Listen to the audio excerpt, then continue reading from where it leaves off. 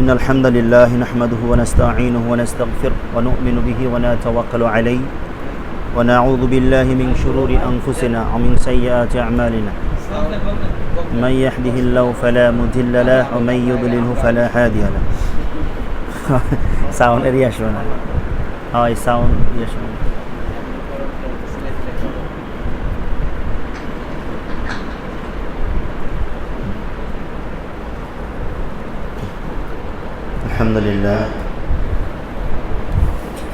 الحمد لله رب العالمين ঠিক আছে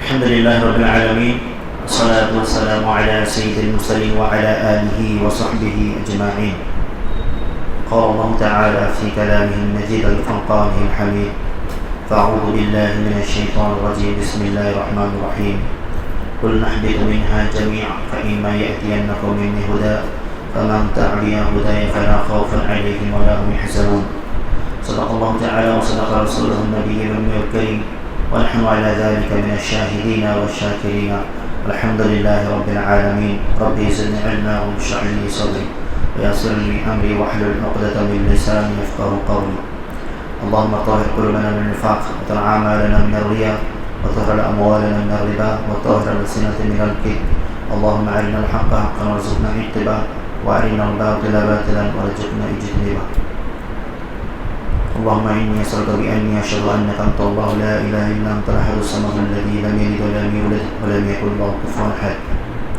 اللهم ارزقنا علما نافعا قلبا خاشعا ولسانا ذاكرا شاكرا وعملا متقبلا الحمد لله প্রশংসা আল্লাহ তাআলার জন্য যিনি আমাদেরকে জামাতের সাথে মাগরিবের সালাত আদায় করার পর অতঃপর তিনি কিছু বিষয় নিয়ে মুজাকারা করার জন্য আমাদেরকে বসার সুযোগ দিয়েছেন সেজন্য রবের প্রতি কৃতজ্ঞতা স্বরূপ শুকরিয়া আদায় করছি আলহামদুলিল্লাহ অসংখ্য সালাত ও সালাম বর্ষিত হোক বিশ্ব মানবতার জন্য প্রেরিত সর্বশেষ এবং সর্বশ্রেষ্ঠ নবী রাসূল যার আগমনে জান্নাতের পথ সুস্পষ্ট হয়েছে যার আগমনে হেদায়েতের পথ সুস্পষ্ট হয়েছে যার আহ্বানে সাড়া দিয়ে পৃথিবীতে অগণিত মানুষ কিয়ামতের মাঠে মুক্তিপ্রাপ্তদের অন্তর্ভুক্ত হবে সেই নবীর প্রতি এবং তার পরিবার পরিজনদের প্রতি এবং তার ঘনিষ্ঠ অনুসারীদের প্রতি আল্লাহ তাআলার অবতীর্ণ করুণা এবং রহমত বর্ষিত হোক। আমরা সংক্ষিপ্তভাবে আল্লাহর নবীর উপর দরুদ পড়ছি, সবাই বলি আল্লাহুম্মা সাল্লি আলা মুহাম্মাদ আল্লাহুম্মা বারিক আলা মুহাম্মাদ। সম্মানিত উপস্থিতি, আমরা যেহেতু আমাদের এটা একটা ধারাবাহিক আলোচনা ছিল কিন্তু মাঝখানে একটা লম্বা সময় পর্যন্ত গ্যাপ পড়ে গেছে। এই গ্যাপ পড়ে যাওয়ার কারণে আমি এখন আলোচনাটাকে ওই ধারাবাহিকতায় যদি নিয়ে যেতে চাই অনেকের কাছে হয়তো একটা না বুঝে আসতে পারে, তো এই জন্য আজকে আমি একটা অন্য একটা বিষয় নিয়ে আলোচনা করব। আজকের আলোচনার বিষয় হচ্ছে কোরআনের একটি সূরার উপরে আমরা আলোচনা করব। সূরাটার শিক্ষা, আমরা সূরার আলোকে আমরা কীভাবে আমাদের জীবনকে গঠন করতে পারি ওই বিষয়টা আমরা আলোচনা করার চেষ্টা করব ইনশাআল্লাহ। প্রথমেই আমরা জানি আল্লাহ সুবহানাহু ওয়া তাআলা আদম আলাইহিস সালামকে যখন জান্নাত থেকে বের করে দুনিয়ায় পাঠাচ্ছেন তখন পাঠানোর সময় আল্লাহ তাআলা একটা কথা বলেছিলেন, যেটা কোরআন বিভিন্ন জায়গায় আছে, তবে আমরা নোট করার জন্য যদি চাই তাহলে সূরাতুল বাকারার 38 নম্বর আয়াতটা বলতে পারি। আল্লাহ এখানে বলছেন আউযু বিল্লাহি মিনাশ শাইতানির রাজিম বিসমিল্লাহির রহমানির রহিম। আল্লাহ বলেন কুল নাহবিতু মিনহা জামিআ, তোমরা সকলেই এখান থেকে নেমে যাও দুনিয়াতে। ফাইন্না, তার এইখানে ছোট একটা বিষয় বলি, কুল নাহবিতু মিনহা জামিআ, তোমরা সকলেই এখান থেকে নেমে যাও। ফাইন্না ইয়াতিয়ান্নাকুম মিন্নি হুদা, অতঃপর আমার পক্ষ থেকে তোমাদের কাছে হেদায়েত যাবে। ফামান তাবিয়া হুদায়া, যারা ওই হেদায়েতকে অনুসরণ করবে, ফালা খাউফুন আলাইহিম, তাদের কোনো ভয় নেই, ওয়ালা হুম ইয়াহজানুন, তারা দুঃখিত হবে না। এখানে লক্ষণীয় বিষয় বা মনে রাখার বিষয়, আল্লাহ তাআলা আদম আলাইহিস সালামকে দুনিয়ায় পাঠাচ্ছেন কোন জায়গা থেকে? জান্নাত থেকে। তো জান্নাত থেকে দুনিয়ায় পাঠাচ্ছেন, আবার পুনরায় এই জান্নাতে আসার জন্য আদম আলাইহিস সালামের কাছে কোনো তো জ্ঞান নেই, আবার কীভাবে জান্নাতে আসবে সেই জ্ঞানটা তো তার নাই। তো তো যার কারণে আল্লাহ তাআলা আদম আলাইহিস সালাম আশ্বস্ত করে বললেন, তুমি নেমে যাও, অথবা আমার পক্ষ থেকে হেদায়েত যাবে, অর্থাৎ কীভাবে আবার এই জান্নাতে আসবে সেটার পথ নির্দেশিকা যাবে। যে মানবে ফামান তাবিয়া, মানে অর্থাৎ এই আদম সন্তানের সবাই মানবে না। আল্লাহ বলছেন ফামান তাবিয়া হুদায়া, যারা মানবে, যারা দ্বারা বোঝায় কেউ মানবে কেউ মানবে না। তো ফামান তাবিয়া হুদায়া, যারা হেদায়েতকে মানবে, আল্লাহ বলছেন ফালা খাউফুন আলাইহিম, তাদের কোনো ভয় নেই, ওয়ালা হুম ইয়াহজানুন, তারা দুঃখিত হবে না। পরবর্তীতে বলছেন ওয়াল্লাযিনা কাফারু কাযযাবু বিআয়াতিনা, কিন্তু ওই যে যারা মানবে আর কিছু লোক তো মানবে না, তো তাদের ব্যাপারে বলছেন ওয়াল্লাযিনা কাফারু কাযযাবু বিআয়াতিনা, যারা আমার আয়াতকে নিদর্শনকে অস্বীকার করবে, মিথ্যা মনে করবে, তাদের ব্যাপারে ঘোষণা হচ্ছে উলাইকা আসহাবুন নার, এরা জাহান্নামের অধিবাসী হবে, এরা জাহান্নামের অধিবাসী হবে। এখানে আল্লাহ তাআলা এই দুইটা আয়াতের মাধ্যমে আল্লাহ সুবহানাহু ওয়া তাআলা ছোট্ট একটা বিষয় বলেছেন যেটা মৌলিক, সেটা হচ্ছে আল্লাহর পক্ষ থেকে হেদায়েতকে যারা মানবে তাদের ভয় নেই, যারা মানবে না তারা জাহান্নামে যাবে। এই কথাটা আমি আবার বলছি, আল্লাহর পক্ষ থেকে হেদায়েত আসবে, ওই হেদায়েতকে যারা মানবে তাদের কোনো ভয় নেই, আর হেদায়েতকে যারা মানবে না, অস্বীকার করবে, প্রত্যাখ্যান করবে, তারা জাহান্নামে যাবে। ভয় নেই মানে তারা জান্নাতি, জাহান্নামে যাবে না, আর যারা মানবে না তারা জাহান্নামে। তো আমরা এখানে যারা বসা, আমরা সকলেই জানি আমরা জান্নাতে যেতে চাই। তো আমরা জান্নাতে যেতে চাই, তাহলে আমাদেরকে অবশ্যই আল্লাহ প্রদত্ত যে সর্বশেষ মানব জাতির জন্য সর্বশেষ যেই পথ নির্দেশিকা, সেটার নাম কি? কোরআন। আগে তাওরাত জাবর এগুলো আসছে, কিন্তু কিয়ামত পর্যন্ত সর্বশেষ আল্লাহ প্রদত্ত হেদায়েতের গাইড বুক বলেন, হেদায়েতের বাণী বলেন, হেদায়েতের কিতাব বলেন, সেটা হচ্ছে কোরআন। অর্থাৎ এই কথাটা সুস্পষ্ট, যারা কোরআনকে মানবে তাদের কোনো ভয় নেই, তারা দুঃখিত হবে না। এখানে আমরা যারা সবাই তো আমরা এটা বুঝি। তো এই কোরআনের মধ্যে আল্লাহ সুবহানাহু ওয়া তাআলা কোরআনের একটা ধারাবাহিকতা হচ্ছে, কোরআন কিন্তু আল্লাহ তাআলা একবারে তাওরাতের মতো করে পাঠান নেই। আল্লাহ তাআলা মুসা আলাইহিসসালামকে ডাকলেন, 40 দিন রাখলেন, রাখার পরে তাওরাতে পাঠিয়ে দিলেন, এরকম তো হয়নি। এই কোরআন আসে ধীরে ধীরে ধারাবাহিকভাবে, বিভিন্ন প্রেক্ষাপটে, ঘটনা, বিভিন্ন সময়, বিভিন্ন পরিস্থিতির মাধ্যমে আসতে পারে। তো এই জন্য কোরআনকে দুটা ভাগে ভাগ করা হয়, মাক্কি এবং মাদানী। এই মাক্কি সূরা এবং মাদানী সূরা, সূরার সংখ্যাগত দিক থেকে মাক্কি সূরার পরিমাণটা বেশি, মাদানী সূরার পরিমাণটা কম, কিন্তু আয়াতের দিক থেকে কিন্তু মাক্কি সূরা থেকে মাদানী সূরার পরিধি খুব বেশি। তো এই জন্য মাক্কি এবং মাদানী সূরার ছোট্ট একটা বৈশিষ্ট্য আছে। মাক্কি সূরাগুলো ছোট ছোট, কিন্তু কথাগুলো ছোট ছোট, কিন্তু বহু তাৎপর্যপূর্ণ। মাক্কি সূরার বৈশিষ্ট্য হচ্ছে আয়াতগুলো ছোট ছোট, সূরাগুলো ছোট ছোট, কিন্তু এর তাৎপর্য, এর অন্তর্নিহিত তাৎপর্য অনেক ব্যাপক। ছোট্ট একটা আয়াতের গবেষণা করলে বড় বড় কিতাব লেখা হয়ে যাবে। মাক্কি সূরার বৈশিষ্ট্যগুলোর মধ্যে একটি।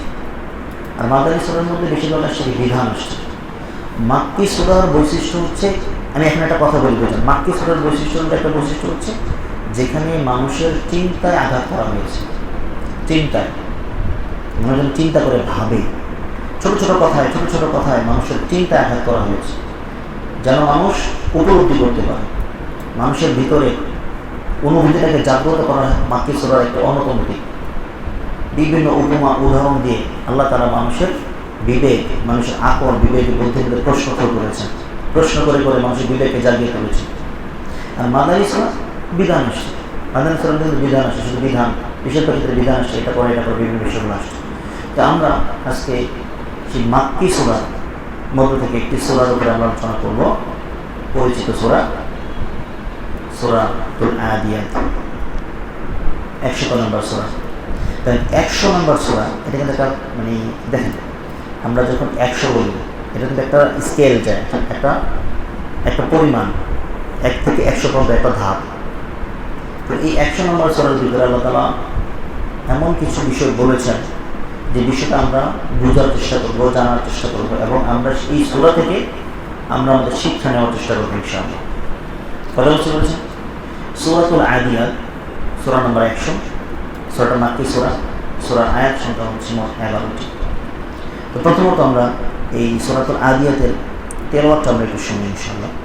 আপনারা সবাই জানেন, আমি সালাতও বলেছি, তারপর আমরা অর্থ, তারপর আমরা শিক্ষা নিয়ে কথা বলবো ইনশাআল্লাহ। أعوذ بالله من الشيطان الرجيم الله سبحانه والعاديات ضبحا فالموريات قدحا فالمغيرات صبحا فأثرن به نقعا فوسطن به جمعا إن الإنسان لربه لكنود এক থেকে 6 নম্বর আয়াত পর্যন্ত একটু আসুন। আল্লাহ তাআলা প্রথম বলে আদিয়াত দবহা। এই আদিয়াত শব্দটার অর্থ তাফসীরের ভিতরে বিভিন্নভাবে আসছে। তাফসীরে এই আদিয়াত মানে হচ্ছে এমন কিছু একটা যেটা দৌড়ায়, সেটা দৌড়াইতে থাকে। কিন্তু দবহা শব্দটা দ্বারা ঊর্ধ্বশ্বাস, পৃথিবীতে যত প্রাণী আছে সব প্রাণীর ভিতরে দবহা এই শব্দটার মধ্যে শুধুমাত্র ঘোড়াটার মধ্যে এই বৈশিষ্ট্যটা পাওয়া যায়। এই জন্য অধিকাংশ মুফাসসিরিন কেরাম বলেছেন আল্লাহ তাআলা এখানে ঘোড়ার কথা বলেছেন। ওয়াল আদিয়াতি দবহা, তারপর ফালমুরিয়াতি কদহা, এখানে যে এমন একটা প্রাণীর কথা বলেছেন যে প্রাণীটা যখন দৌড়ায় তখন তার খুরের আঘাতে, যেমন অনেক সময় দেখবেন বিদ্যুৎ চমকায় অথবা বিভিন্ন গ্রিলের দোকানে ঘর্ষণে অগ্নিস্ফুলিত হয় না, তো আল্লাহ তাআলা এখানে বলছেন এমন একটা প্রাণীর কথা যা খুরের আঘাতে অগ্নিস্ফুলিত হয়, এই কথাটা এখানে বলেছেন। এবং তারপর 3 নম্বরে বলছেন ফালমুগীরাতি সুবহা, যারা অভিযানে বেরিয়ে যায় সুবহা, ভোরে সবিতাদের সময়, এমন একটা প্রাণীর কথা বলছে। ফাআসারনা বিহি নাকআ, এবং সে যখন ছুটতে থাকে তখন তার খুরের আঘাতে ধুলিগুলো উঠতে থাকে। এই সকল বৈশিষ্ট্যগুলো মূলত ঘোড়ার মধ্যে বোঝায়, ঘোড়ার মধ্যে ব্যাপারটা বোঝায়। এই জন্য সকল মুফাসসিরিনরা অধিকাংশ বলেছেন যেখানে আল্লাহ তাআলা ঘোড়ার কসম খেয়েছে, ঘোড়ার কসম খেয়েছে। ওয়াসাকুনা বিহি জামা, অথবা এই ঘোড়া কি করে জামা বা শত্রু সেনার অভ্যন্তরণে ঢুকে পড়ে। তারপরে বলছেন ইন্নাল ইনসানা লিরাব্বিহি লাকানুদ, মানুষ তার রবের প্রতি বড় অকৃতজ্ঞ। ওয়া ইন্নাহু আলা যালিকা লাশাহিদ, এবং এই বিষয়ে সে নিজেই অবগত। শাহিদ মানে সাক্ষী, অবগত, সে ওয়াকিফাল, সে জানে, সেটা জানে, সে নিজেই এটা দ্বারা নিজের প্রমাণ সে নিজে দেয়, সে যে রবের প্রতি অকৃতজ্ঞ এটা প্রমাণিত সত্য। ওয়া ইন্নাহু আলা যালিকা ওয়া ইন্নাহু লিহুব্বিল খাইরি লাশাদীদ, এবং সে মূলত পার্থিব সম্পদ ভোগ বিলাসের আসক্তিতে আসক্ত। তারপর বলছেন আফালা ইয়ালামু ইযা বু'থিরা মা ফিল কুবুর, তাহলে কি সে জানে না? আফালা ইয়ালামু, সে কি জানে না ইযা বু'থিরা মা ফিল কুবুর, সেই দিনের কথা যখন কবরে যা আছে তা উত্থিত হবে। ওয়া হুসিলা মা ফিস সুদুর, এবং অন্তরে তার সদর বক্ষে হৃদয়ে যা আছে তাও প্রকাশ করা হবে। হুসিলা মা ফিস সুদুর, তারপর বলছেন ইন্না রাব্বাহুম বিহিম ইয়াওমাইযিন লাখাবীর, সেদিন তাদের কী অবস্থা হবে এই বিষয়টা তার রব জানে। এই যে 1 থেকে 11 নম্বর আয়াত পর্যন্ত, এই আয়াতগুলোর মধ্যে আমরা কিন্তু একটা পরিচিত আয়াত, কি বলেন সেটা পরিচিত না, এটা আমরা এটা এমন না যে আজকে আমার উপরে হয়েছে বলতেছি এরকম কিছু, সেই 1450 বছর ধরে চলতেছে। এইখানের মধ্যে আল্লাহ তাআলা কী শিক্ষা নিয়েছেন, কী শিক্ষা দেওয়ার চেষ্টা করেছেন আমাদেরকে, আমরা একটু বোঝার চেষ্টা করি। এই উক্ত সূরাটার মধ্যে আল্লাহ তাআলা প্রথমে 11টি আয়াতের মধ্যে প্রথম 5টা আয়াতই কথা বলেছেন ঘোড়াটার ব্যাপারে। কিসের ব্যাপারে? ঘোড়ার ব্যাপারে। তা কোন ঘোড়া বুঝেন? এখানে ঘোড়ার কথা শুধু বলেছেন না, এমন একটা ঘোড়ার কথা বলেছেন যেটা ধাবমান, ওয়াল আদিয়াতি দাবহা, এমন একটা ঘোড়া যেটা চলমান থাকে, সেই ঘোড়ার কসম খেয়েছে। একটু বোঝার চেষ্টা করি। আল্লাহ সুবহানাহু ওয়া তাআলা যখন কোনো কিছুর কসম খান, কসমের ব্যাপারে আমরা একটা মাসালা জানি, আমরা জানি, আপনারা জানেন, তারপর বলার জন্য বলছি। কসম হচ্ছে একটা ইবাদত। কসম কি? একটা ইবাদত। এই কসম যদি করতে হয় কোনো মুসলিমের, শুধু করতে হবে একমাত্র আল্লাহ তাআলার নামে, কোনো ব্যক্তির নামে না। কোরআনের কসমও করা যাবে না, আল্লাহ নবীর কসমও করা যাবে না। কসম হলো শুধুমাত্র একমাত্র কার? আল্লাহর কসম। অন্য কিছুর নামে কসম খাওয়াকে শিরক বলেছে। এই জন্য কসম হবে একমাত্র শুধুমাত্র আল্লাহ। তো আমরা কসম দ্বারা কি বুঝি?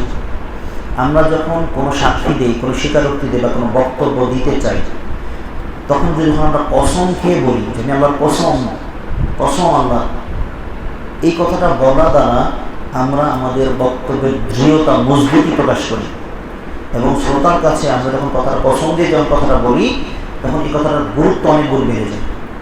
তো আল্লাহ সুবহানাহু ওয়া তাআলা মানুষকে, মুমিন বান্দাদেরকে মানে আপনি দেখবেন যতগুলো সূরার ভিতরে কসম, ওয়াল আসর ওয়াল লাইলি ইযা ইয়াগশা, যত আছে এই কসমগুলো দ্বারা আল্লাহ সুবহানাহু ওয়া তাআলা বিভিন্নভাবে আপনার আমাদের দৃষ্টি আকর্ষণ করেছেন গুরুত্ব উপলব্ধি করানোর জন্য।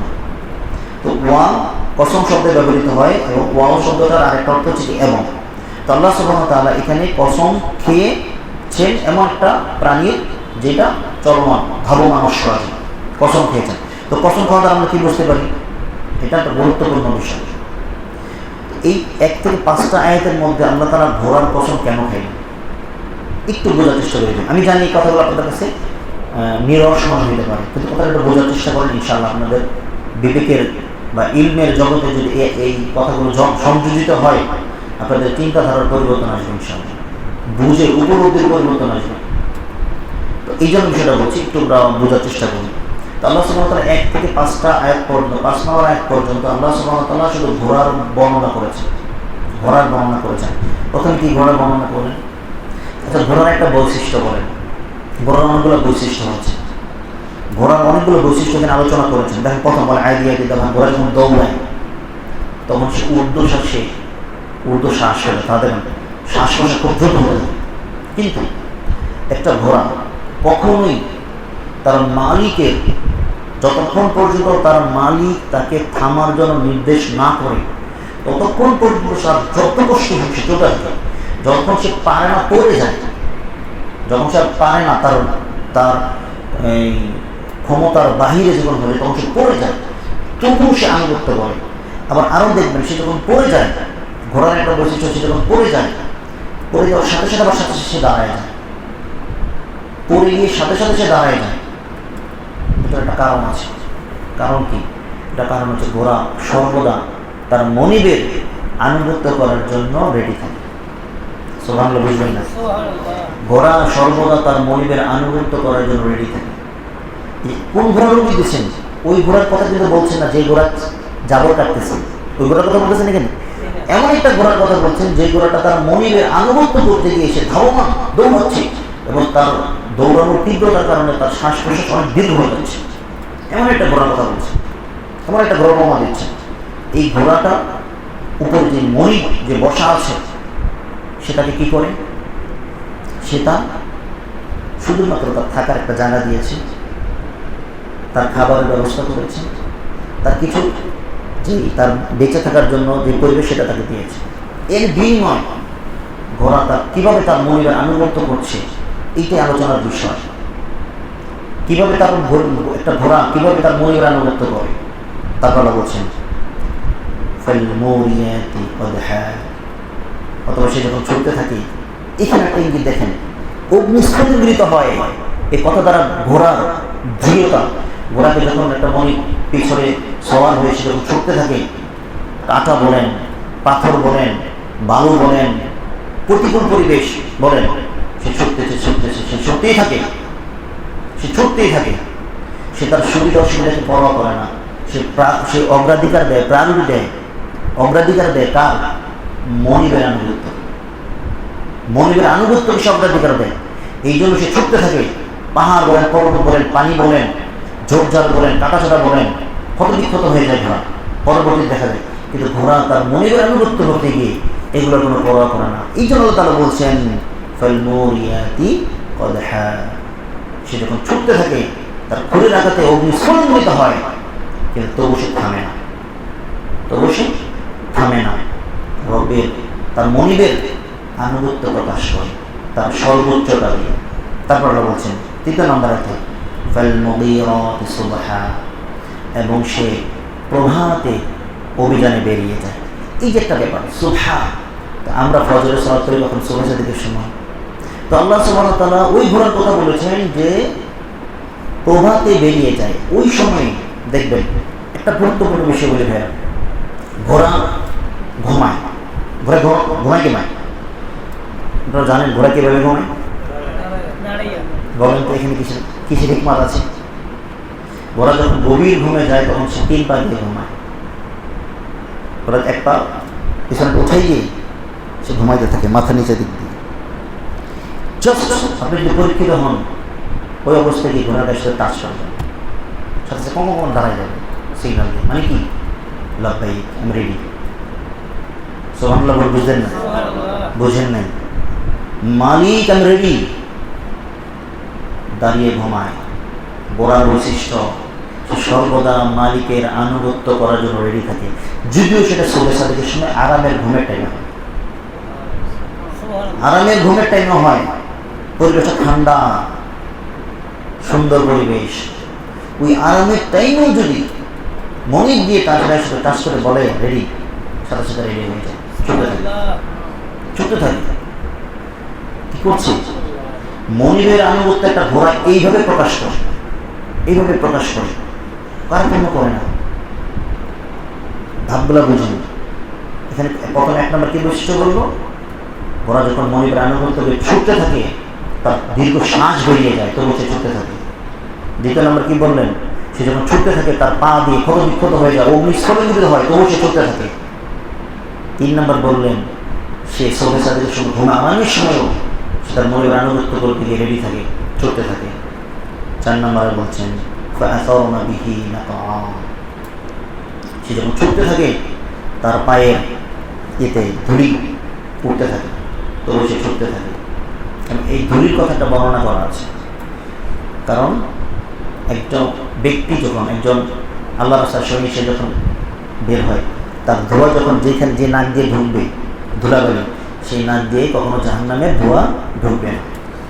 আল্লাহ সুবহানাহু ওয়া তাআলা এখানে ওই ঘোড়ার কথা বলেছেন যে ঘোড়াটা চলার সময় অগ্নি স্ফুলিত করে, পানি বলেন, পাথর বলেন, কাঁটা বলেন, সব দিক থেকে সে ছুটতে থাকে, এবং সে যখন মরুভূমিতে চলে চতুর্দিকে ধোলা চলে থাকে। মানে এটা আপনি নিজে একটু চিন্তা করেন, ইমেজিন করেন, যেমন একটা ঘোড়া সে দৌড়াচ্ছে, চতুর্দিকে তার কি হচ্ছে? ধোলাগুলো উঠতেছে, তার উপরে তার মনিব বসা ছুটতেছে। 5 নম্বর আয়াতে কি বলেন? এইখান থেকে একটা বোঝার বিষয়, অতঃপর সে শত্রু সেনার অভ্যন্তরে ঢুকে পড়ে। বুঝেন? আমি জানি কথাটা বোঝার জন্য যে বুঝা দরকার সেই বুঝা হয়তো আল্লাহ তাআলা দান করুন। আল্লাহ বলছেন অতঃপর সে শত্রু সেনার অভ্যন্তরে ঢুকে পড়ে। মানে কি? একটা ঘোড়া নিশ্চিত তার মৃত্যু, তার বিপদ জেনেও মনিবের আনুগত্য করতে গিয়ে সে শত্রুদের অভ্যন্তরে ঢুকতেও পিছপা হয় না। তাহলে সেই ঘোড়ার বর্ণনা করেছে। ঘোড়া জানে যে আমি যে যাচ্ছি আমার উপরে আঘাত আসবে, আগে আমার জীবন বিপন্ন হবে। দেখেন না বিভিন্ন সময় আঘাতটা কোথায় হয়? ঘোড়ার উপরে। তারপরও তার ঘোড়া তার মনিবের, কারণ যখন তার মনিব তার উপরে, আর মনিবের চাহিদা যখন তাকে শত্রুর মধ্যে ঢুকতে হবে, ইচ্ছা হয় না, সে ওইটাই ঢুকতে থাকে। এই জন্য বলছে সে তার শত্রুর অভ্যন্তরে ঢুকে পড়ে। এত কিছু, এত আনুগত্য, তাই প্রত্যেকটা আয়াতে ঘোড়া তার মনিবের আনুগত্য প্রকাশ করার কথা বলা হচ্ছে না? বলেন না কেন ভাই? প্রত্যেকটা আয়াতের ভিতরে ঘোড়া তার মনিবের আনুগত্য কিভাবে করে সেটা প্রকাশ করা হয়েছে। ঘুমকে স্যাক্রিফাইস করে, শারীরিক কষ্টকে স্যাক্রিফাইস করে, এমনকি তার জীবনটা পর্যন্ত বাজি ধরার জন্য শত্রুর অভ্যন্তরে ঢুকে পড়ে। সব কিছুর পিছনে তার মনিবের সন্তুষ্ট। জাস্ট মনিব চায়, মনিবের চাহিদা, মনিবের হুকুম। এবার যদি দৃশ্যটা একটু চেঞ্জ করে দিই, পরবর্তী আয়াতে বলছেন, এবার আল্লাহ শুরু করছেন মানুষের কথা। এবার আল্লাহ শুরু করছেন মানুষের কথা বলে, ইন্নাল ইনসানা লিরাব্বিহি লাকানুদ। আফসোস, মানুষ কিন্তু তার রবের প্রতি বড়ই অকৃতজ্ঞ। বলেন আউযুবিল্লাহ। বলেন 1 থেকে 5 নম্বর আয়াত পর্যন্ত ঘোড়া তার মনিবের প্রতি কৃতজ্ঞতা প্রকাশ করে, আনুগত্য প্রকাশ করে কিনা? কৃতজ্ঞতা প্রকাশ করতে গিয়ে সে কি করে আল্লাহ তাআলা কিন্তু আমাদেরকে ধাপে ধাপে তুলে ধরবেন। অথচ এই ঘোড়াটাকে ওই মনিব সৃষ্টি করেছে। বলেন, সৃষ্টি করেছে। ওই ঘোড়ার প্রকৃত মালিক আল্লাহ। প্রকৃত মালিক কি? আল্লাহ। কিন্তু প্রকৃত মালিক হওয়ার পরও ওই ঘোড়ার উপরে নির্দেশ, ওই ঘোড়ার উপরে প্রকৃত মালিকের নির্দেশ কি? তোমার এই বর্তমান পৃথিবীর যে মালিক তার আনুগত্য করো। এই হুকুম মানতে গিয়ে সে তার মনিবের কাছ থেকে যতটুকু সুবিধা পায় এর বিনিময়ে তার সর্বোচ্চটা দেওয়ার চেষ্টা করে, হতে পারে সেটা তার শারীরিক শ্রম কত বিক্ষত হয়, এমনকি তার জীবনকে পর্যন্ত দিতে পারে। এটা মনিবের প্রতি ঘোরার আনুগত্যের প্রকাশ। কিন্তু বিপরীত দিকে যদি মানুষের পর্যালোচনা করি আমরা, গোটা পৃথিবীর সবকিছু সৃষ্টি করা হচ্ছে মানুষের জন্য। গোটা সবকিছু সৃষ্টি করা কার জন্য? হুয়াল্লাযী খালাকা লাকুম মা ফিল আরদি জামিআ, সূরা বাকারার 29 নম্বর আয়াত। হুয়াল্লাযী খালাকা লাকুম মা ফিল আরদি জামিআ, তিনি আল্লাহ যিনি তোমাদের আসমানের সবকিছু মানুষ তোমাদের জন্য সৃষ্টি করেছে। ঘোড়ার জন্য সবকিছু সৃষ্টি করছেন? বলেন, ঘোড়ার জন্য সবকিছু সৃষ্টি করছেন না? ঘোড়ার জন্য সবকিছু সৃষ্টি করেন নাই। ঘোড়ার পৃথিবীটা খুব সংকীর্ণ, তার খাদ্য সংকীর্ণ, তার বসবাসের জায়গা সংকীর্ণ, তার জীবনকে উপভোগ করার জায়গা সংকীর্ণ, তার জীবনের ভোগ বিলাসিতার জায়গা খুব সংকীর্ণ। বেশিরভাগ তার জীবনের তার পরিশ্রম, বেশিরভাগ তার পরিশ্রম। এবার দৃশ্যটা যদি ঘুরিয়ে মানুষের দিকে ধরা হয়, মানুষের জীবনের ভোগ বিলাসের উপকরণ অগণিত, আল্লাহর নেয়ামত অগণিত, দুনিয়াবী সুযোগ সুবিধার পরিধি অগণিত, এত কিছু মানুষকে দিয়েছে। বিপরীত দিকে মানুষ তার হবে প্রতি কতটুকু কৃতজ্ঞ? কতটুকু কৃতজ্ঞ আমরা? এই যে বাকারার 28 নম্বর আয়াতে আল্লাহ বলছেন, কাইফা তাকফুরুনা বিল্লাহ, কি করে তোমরা তোমাদের রবকে অস্বীকার করছো? দেখি আজকে আমরা যারা আমি আমাকে সব বলি, আমাদের সব বলি, আজকে আমরা কতটুকু রবের আনুগত্য করি, কতটুকু রবের আনুগত্য করি? এই রবের আনুগত্য প্রকাশ করতে যে ঘোড়া যেরকম তার নিজের জীবন উৎসর্গ করে দেয়, সেই তুলনায় আপনাকে আরেক পাল্লা রাখেন। আপনি আপনার মনিবের আনুগত্য কতটুকু করেন, আমি আমার মনিবের আনুগত্য কতটুকু করি, ঘোড়া তো তার মনিবের আনুগত্য কতটুকু করে, এটা আমরা বুঝে গেল। কিন্তু এর বিপরীত পাল্লায় আমরা আমাদের মনিবের সাথে সম্পর্ক কেমন, আমরা আমাদের মনিবের সাথে সম্পর্ক কেমন, আমরা আমাদের মনিবের আনুগত্য কতটুকু করি, কতটুকু করি আমরা? বাস্তবিক পক্ষে আমরা এই কথাটা সত্য। ইন্নাল ইনসানা লিরাব্বিহি লাকানুদ, মানুষ তার রবের প্রতি বড়ই অকৃতজ্ঞ। ইন্না মানে নিশ্চয়, ইন্নাল ইনসান নিশ্চয়ই মানুষ। এবার লাকানুদ, এই লাকানুদ শব্দটার মানে কি? কানুদ শব্দটার মানে কি দেখেন, কানুদ শব্দের মানে অনেকগুলা, খুব সংক্ষিপ্তভাবে সেটা একটা মনে করি, অকৃতজ্ঞ এটুকু না, আরো যদি ব্যাপকভাবে বলেন ওইটাকে কানুদ বলা হয়, যে নেওয়ার সময় পূর্ণ মাত্রায় দেয়, নেওয়ার পরে তার প্রতি যেটা বিনিময় আনুগত্য কৃতজ্ঞতা প্রকাশ করা, সে কৃতজ্ঞতা প্রকাশ করে না, এই হচ্ছে কানুদ। বুঝেন নাই? কথা বুঝেন নাই? কানুদ মানে কি? যে নেওয়ার সময় পূর্ণ মাত্রায় নেয়, কিন্তু দেওয়ার সময় নেওয়ার পরে বিনিময় দিতে হবে, ওই ক্ষেত্রে সে কার্পণ্য করে, অকৃতজ্ঞতা আচরণ করে। আল্লাহ তাআলা এটা বলেছেন ওই ব্যক্তির ক্ষেত্রে। আচ্ছা, আপনার কাছ থেকে একটা লোক বেতন নেয়, এটা নেয়, সেটা নেয়, কিন্তু বিনিময়ে সে কাজ করে না, আপনি তার সাথে কেমন আচরণ করবেন? যদি আপনার ক্ষমতা থাকে ঘাট ধরে বের করে দেন। তো আল্লাহ সুবহানাহু ওয়া তাআলা বলছেন, ইন্নাল ইনসানা লিরাব্বিহি লাকানুদ, মানুষ তার রবের প্রতি বড় অকৃতজ্ঞ, বড় অকৃতজ্ঞ। লাকানুদ শব্দটা বলছেন মানে অবশ্যই কৃতজ্ঞ। এই অকৃতজ্ঞতার পরিধি কতটুকু প্রত্যেকটা মানুষ জানে। আপনি আপনার জীবনে, আমি আমার জীবনে, আমরা প্রত্যেকের ব্যক্তিগত জীবনে আমরা কতটা রবের প্রতি কৃতজ্ঞ আর কতটা অকৃতজ্ঞ আমরা প্রত্যেকে জানি না? কি বলেন, আমরা জানি কিনা? আল্লাহ এই কথাটা বলছেন, তো ইন্নাহু আলা যালিকা লাশাহীদ, এই বিষয়টা সে নিজেই সাক্ষী, এই বিষয়ের মধ্যে সে নিজেই ওয়াকিফাল, সে নিজেই সাক্ষী। এই সাক্ষ্য মানে কি? তার আচরণ, তার কথাবার্তা, কর্ম সবকিছু রবের প্রতি অকৃতজ্ঞতার প্রকাশ করে। তার চলনে, বলনে, কথোপকথনে, আচার আচরণে সবকিছুর মধ্যেই রবের অকৃতজ্ঞতা প্রকাশ করে। আপনি আপনার, আমি আমার জীবনে অসংখ্য নিয়ামত দ্বারা পরিবেষ্টিত। আল্লাহ কথাটা কিনা বলেন?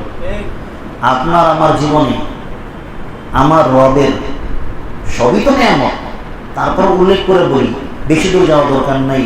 আপনার আমার শারীরিক যে নিয়ামতগুলো আছে, শারীরিক নিয়ামতগুলো, আর কোনো নিয়ামত দরকার নেই। শারীরিক যে নিয়ামতগুলো আছে, এই নিয়ামতগুলির শুকরিয়া আদায় করা আমাদের পক্ষে সম্ভব? বলেন, সম্ভব? সম্ভব। প্রতি মুহূর্তে আমরা আমাদের রবের নিয়ামত দ্বারা পরিবেষ্টিত না?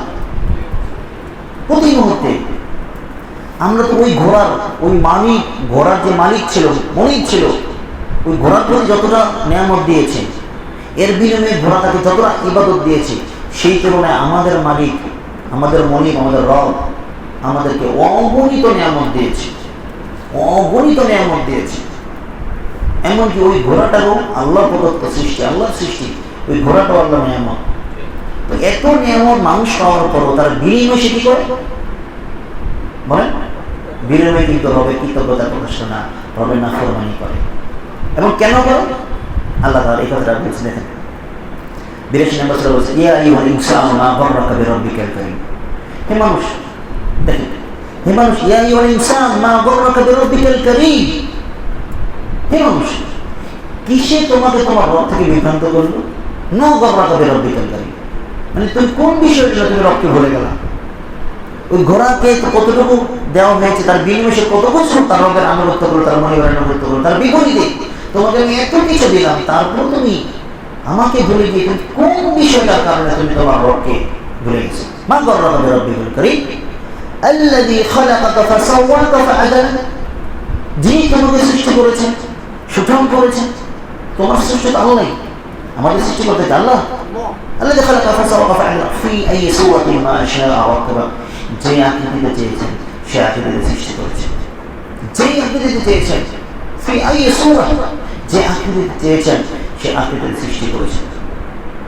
অসংখ্য আমাদেরকে পৃথিবীতে সৃষ্টির, আজকে আমরা যে বয়সে উপনীত হয়েছি, এত কিছু দরকার নাই, এত কোনো কিছু দরকার নাই। রবের অনুগ্রহকে যদি আমরা একটু চিন্তা করি, শুধুমাত্র গর্ভে, মায়ের গর্ভে থাকা থেকে শুরু করে শিশু বয়স 5 বছর পর্যন্ত যদি চিন্তা করেন, আল্লাহর নিয়ামতের পরিধি গণনা করে শেষ করতে পারবো না। পারবো? পরিধি গণনা করে শেষ করতে পারবো না। মা যখন গর্ভধারণ করে, ওইখানে বেড়ে ওঠার জন্য ধীরে ধীরে ধীরে ধীরে ধীরে যখন আমরা বড় হতে থাকি, ওইখানে বেঁচে থাকার জন্য খাদ্য দরকার ছিল। আল্লাহ সেখানে মায়ের গর্ভের সাথে খাদ্যের ব্যবস্থা করে দিয়েছে। সুবহানাল্লাহ। অতঃপর যখন আমরা সেখান থেকে বেরিয়ে আসলাম দুনিয়াতে, তো দুনিয়া আসার পর আমাদের খাদ্যের প্রয়োজন ছিল, দুনিয়া আসার পর আমাদের খাদ্যের প্রয়োজন ছিল, কিন্তু খাদ্য খাওয়ার কোনো শক্তি ছিল না, না শারীরিক শক্তি ছিল, না বলার শক্তি ছিল। আল্লাহ কি করেছেন? আমাদেরকে ক্রন্দন করার শক্তি দিয়েছেন, আর মায়ের অন্তরে মহাব্বত দিয়েছেন, এবং মায়ের বক্ষে আমাদের জন্য স্বাস্থ্যকর খাদ্য দিয়েছেন। কে দিয়েছেন?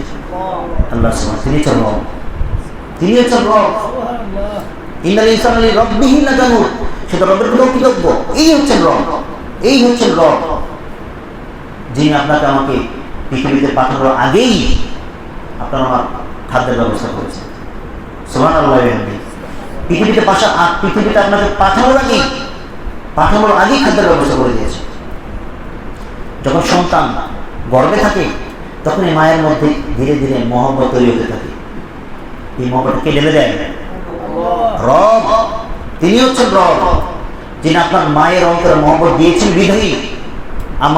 আমার মায়ের অন্তরে মহব্বত দিয়েছিল বিধায়ী আমি একটু ক্রন্দন করার সাথে সাথে মা দৌড়ে এসে আমাকে করে নিয়েছে। এটা মায়ের ক্রেডিট না, এটা রবের, এটা রব দিয়েছে। রব আপনার মায়ের অন্তরে মহব্বতটা ঢেলে দিয়েছে। ওই রব মায়ের অন্তরে মহব্বত ঢেলে দেওয়ার কারণে আপনার আমার একটু অস্বাভাবিকতা, মাকে গভীর ঘুমে থাকা পরও মা জেগে উঠে, আল্লাহ জাগিয়ে দেয়। এটা হচ্ছে রব। আর বিপরীতে গেলে কে বলছেন? ইন্নাল ইনসানা লিরাব্বিহি লাকানুত। এই হচ্ছেন সে রব, যিনি আপনাকে আমাকে শিশুকাল থেকে লালন পালন করেছেন। অতঃপর যখন আমরা বড় হচ্ছি, 6 মাস 7 মাস 8 মাস হচ্ছে, আল্লাহ তাআলা আমাদের মুখের ভিতরে এমন একটা জায়গাতে দাঁত দিলেন। দেখেন, প্রথমে মারির দাঁত দেন না, প্রথমে মারির দাঁত দেন না আল্লাহ তাআলা, প্রথমে উপরে নিচের 2টা দাঁত দেন। এটার মধ্যে একটা ব্যাখ্যা, এটার মধ্যে কি দেখলাম, একটা দাঁত হয় না, প্রথমে দাঁতকে 2টা একসাথে হয়। খেয়াল করেছেন কখনো? প্রথম সামনে 2টা একসাথে হয়। এটার মধ্যে একটা হিকমত আছে, কারণ ওই মায়ের, সেই যখন মায়ের স্তন থেকে দুধ পান করতে করতে করতে করতে সে এইটার ব্যবহার শিখে, এই অংশটা সে ব্যবহারটা শিখতে শিখতে এই অংশটার ব্যবহার সে শিখে, ব্যবহার শিখতে শিখতে শিখতে শিখতে এটার মধ্যে আল্লাহ তাআলা দেখেন, প্রথমে তাকে ব্যবহার শিখিয়েছে, তারপর ওই ব্যবহার করার পরবর্তী অস্ত্র বলেন বা ওই জিনিসটা দিয়েছে। ধীরে ধীরে ধীরে ধীরে এটা হচ্ছে মায়ের বুকের খাদ্য কমতেছে, এদিকে চলতেছে, ওদিকে খাদ্য কমতেছে, এই যে প্রক্রিয়া যিনি করেছেন তিনি কে? রব। ইন্নাল ইনসানা লিরাব্বিহি লাকানুদ। ইনি হচ্ছেন রব, যেটা থেকে কত সিস্টেমে আপনাকে আমরা লালন পালন করেছে। আসলো ধীরে ধীরে, আসলো একটা টাইমে, এবার আমার কী করতে হবে? মায়ের খাবার বন্ধ, দুনিয়াবি খাবার চলতেছে। আল্লাহ বলল, টেনশন নেই বান্দা, তোর জন্য আমি যে দাঁতগুলো দিয়েছি এগুলো তো জাস্ট প্র্যাকটিস করার জন্য। অরিজিনাল দাঁত আমি তোকে এবার দিব, যেটা যদি বড় বড় হাড় ছিল দিব। দুনিয়ার বিভিন্ন উপকরণ আছে তোর জন্য, তাকে গরুর মাংস দেবে, তবে তো হালকা উপকরণ আছে, অসংখ্য নিয়ামত আছে, অসংখ্য ভারী ভারী বস্তু তাকে চিবিয়ে খেতে হবে। এগুলো তো বান্দা আমি তোর জন্য সৃষ্টি করেছি। এই জন্য বান্দা কী করে? আল্লাহ কী করে? বান্দা ওই দাঁতগুলো রিপ্লেসমেন্ট করে দেয় ধীরে ধীরে ধীরে, একসাথে করে না। সুবহানাল্লাহ বলবেন না? রিপ্লেসমেন্ট করে দেয় ধীরে ধীরে, একটা পরে একটা নড়ে, একটা গজায় আর একটা পরে, সিরিয়াল মেনটেন করে ধীরে ধীরে ধীরে পরিপূর্ণ সবগুলো ফেলে দিল। এবার স্ট্রং দাঁত। এবার আপনি দুনিয়ার অসংখ্য অসংখ্য যে নিয়ামতগুলো দিয়েছিল, সেই নিয়ামতের স্বাদ আমরা ভক্ষণ করতেছি। ইনি হচ্ছেন রব, ইনি হচ্ছেন রব। আর এই ঘোড়ার উপরে, ঘোড়া আনুগত্য করতে গিয়ে ঘোড়ার উপরে তার রবের অনুগ্রহ কতটুকু বলেন? ওই ঘোড়ার উপরে তার রবের, তার মনিবের অনুগ্রহ কতটুকু? হয়তো দুবেলা ঘাস বা খাবার দিয়েছে, থাকার জন্য একটু জায়গা দিয়েছে, মাঝে মাঝে গোসল সেবা যত্ন করেছে। এর বিনিময়ে সেই ঘোড়া তার লাইফকে পর্যন্ত স্যাক্রিফাইস করে দিতে রাজি। বিপরীত দিকে বান্দাকে জিরো থেকে এই পর্যন্ত নিয়ে আসছে, রবের আনুগত্য করতে রাজি না। এই কথা আল্লাহ বলছেন, ইন্নাল ইনসানা লিরাব্বিহি লাকানুদ ওয়া ইন্নাহু আলা যালিকা লাশাহীদ। এই ব্যাপারে সে নিজেই সাক্ষী, নিজেই ওয়াকিফাল। তার কর্ম, তার আচার আচরণ, সে যদি রবের আনুগত্য হতো, রবের অনুগত হতো, রবের হুকুম সে কেন মানবে না? রবের চাহিদা সে কেন বুঝবে না? রবের হুকুম সে কেন মানবে না?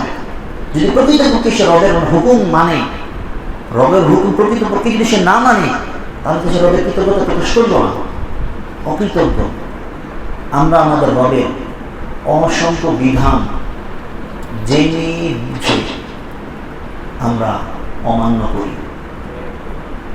আমরা মানি, বিধান মানি। আপনি বলতে পারেন হ্যাঁ মানি তো, আমরা ততটুকু মানি যতটুকু আমাদের জন্য সহনীয়। আমরা সে ঘোড়ার মতো রবের আনুগত্য করতে গিয়ে যেভাবে করতে পারি না। আমরা সে রবের আনুগত্য করতে গিয়ে লাইফকে স্যাক্রিফাইস করতে পারি না, ধরতে পারি না, পারি না। ঘোড়া পারে না, কারণ ঘোড়া তার মনিবের আনুগত্য প্রকাশ করে। বিপরীত দিকে মানুষ, আমরা যারা ইবাদত করি, আমাদের প্রত্যেকের ইবাদতটা হচ্ছে কি? প্রত্যেকের ইবাদতটা দেখবে ইল্লা মাশাআল্লাহ, অধিকাংশ আমাদের ইবাদত হচ্ছে আরামের ইবাদত, মিষ্টি খাওয়া সুন্নতের ইবাদতের মতো। অর্থাৎ আল্লাহ রাসূলের জীবনের অসংখ্য ইবাদতকে আমরা পাশ কাটিয়ে চলি। অসংখ্য ইবাদতকে আমরা শুধু পাশ কাটিয়ে না, বরঞ্চ কর্মগতভাবে, আচরণগতভাবে আমরা এটাকে ঘৃণা করি। মাইন্ড করে না যে বাস্তবতা এটা, আপনার কথা, আপনার আচরণ প্রমাণ করে আপনি যেন আল্লাহ রাসূলের সেই কর্মটাকে ঘৃণা করেন।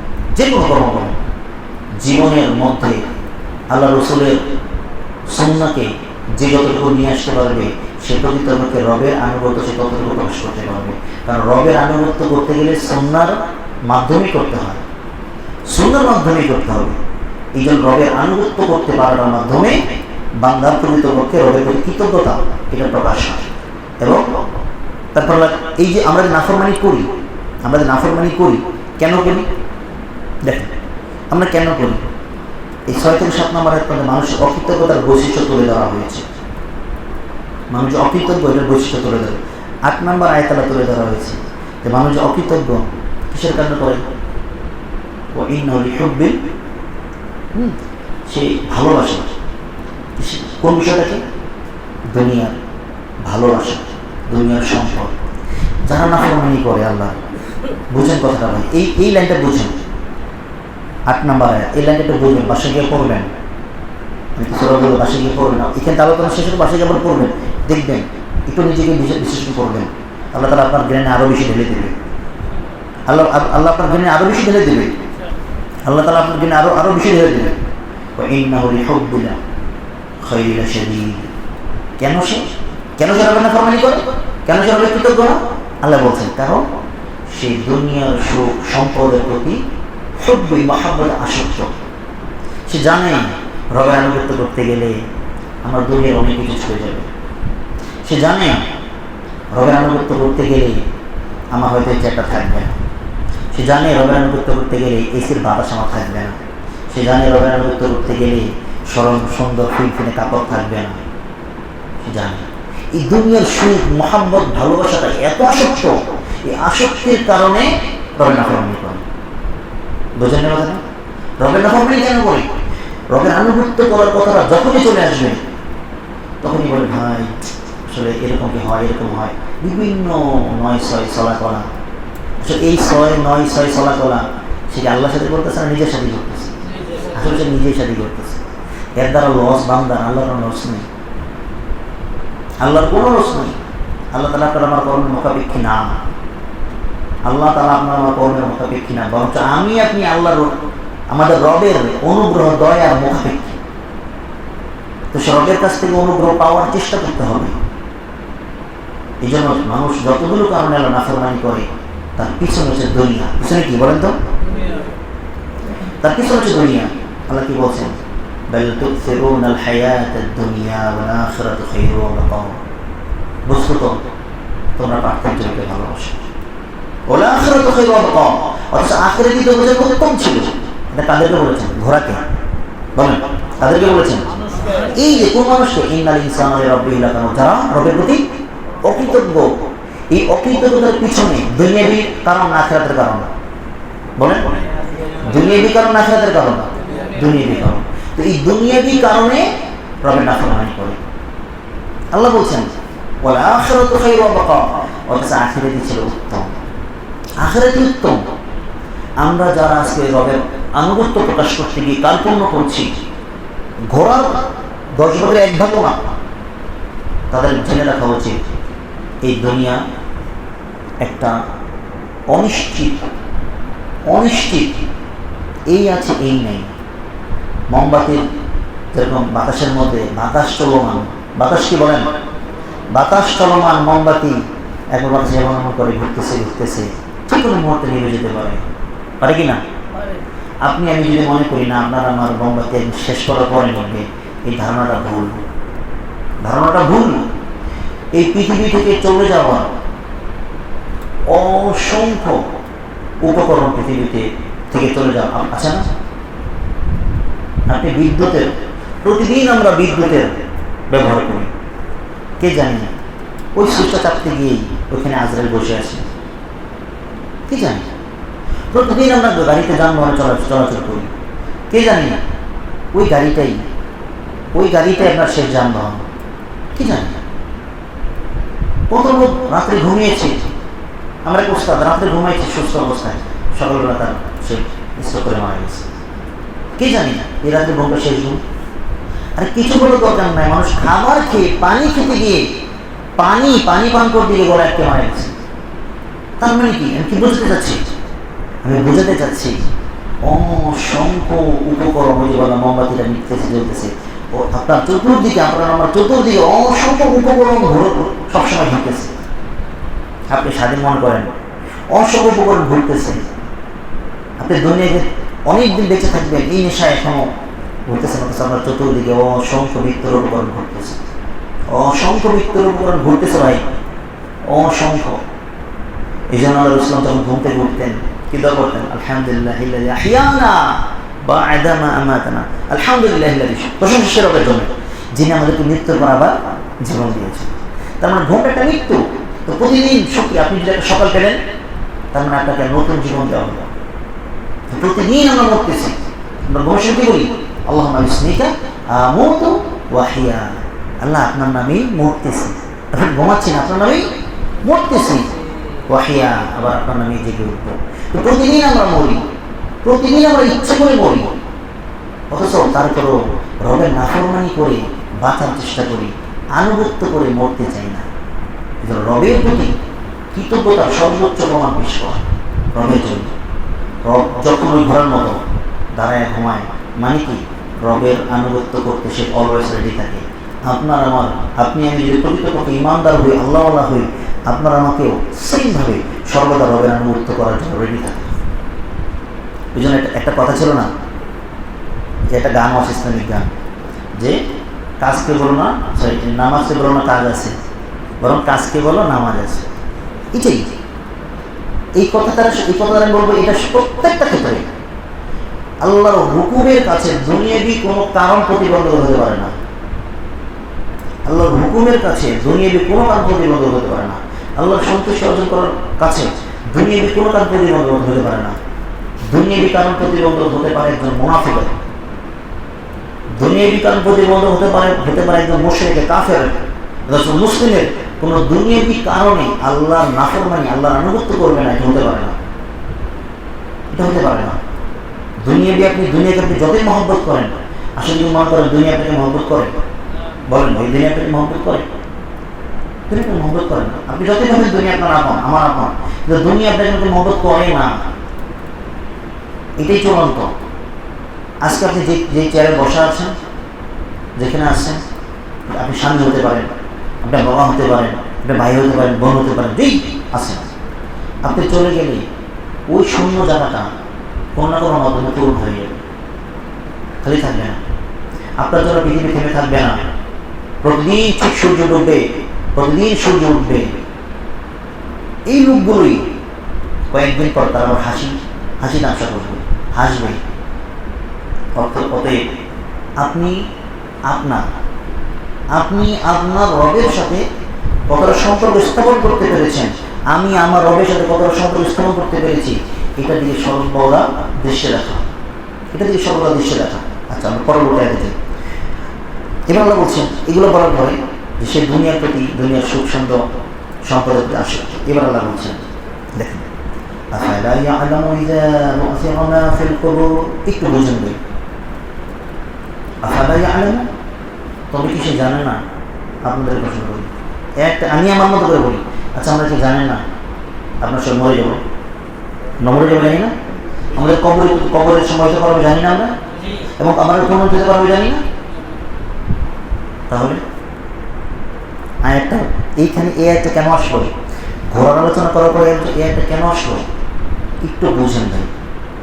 আল্লাহ বোঝাতে চাচ্ছেন যে বান্দা ওই ঘোড়া তার রবের মনিবের আনুগত্য করতে গিয়ে সে লাইফকে স্যাক্রিফাইস করে দেয়, কিন্তু এত আনুগত্য করার পরেও আখেরাতে তার কোনো বিনিময় নাই। বুঝেন নাই? কথা বুঝেন না? আখেরাতে তার কোনো বিনিময় নেই। এত স্যাক্রিফাইস করলো, এত চেষ্টা করলো, মৃত্যুবরণ করার শেষ, তার প্রতিফল শেষ। কিন্তু বান্দা তুমি যদি আমার আনুগত্য করো, তোমাকে কিন্তু মরতে হবে, আবার কবর থেকে উঠানো হবে, তোমাকে পুনরুত্থিত হতে হবে। ওই ঘোড়াকে পুনরুত্থিত হতে হবে না।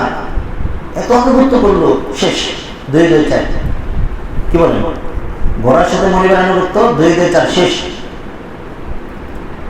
আমাদের রবের সাথে আমাদের আনুগত্য 2-2-4 কি শেষ?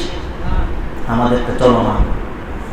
মৃত্যুবরণ করার পর থেকেই আমাদের বিনিময়ে চলমান, কেমন আমাদের উঠবে। এবং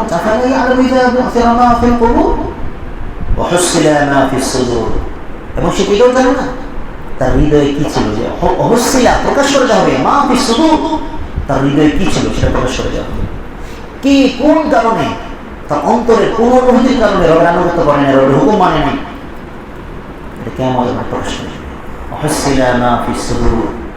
এটা হুব্বুদ দুনিয়া ছিল, দুনিয়ার ভালোবাসার মোহাম্মত কি ছিল? দেখেন, অন্তরে যা আছে সেটা প্রকাশ করে দেওয়া হবে, প্রকাশ করে দেওয়া হবে। যে যাই কিছু করো প্রকাশ করে দেওয়া হবে।